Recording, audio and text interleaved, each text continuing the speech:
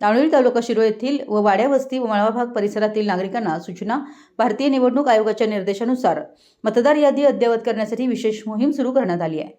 दाणोळी गावातील व परिसरातील सर्व पात्र नागरिकांनी आपल्या भागातील नियुक्त BLO यांच्याकडे जाऊन मतदार नोंदणी, पडताळणी तसेच आवश्यक दुरुस्तीची प्रक्रिया तातडीने पूर्ण करून घ्यावी असं आवाहन शासकीय अधिकाऱ्यांनी केले आहे.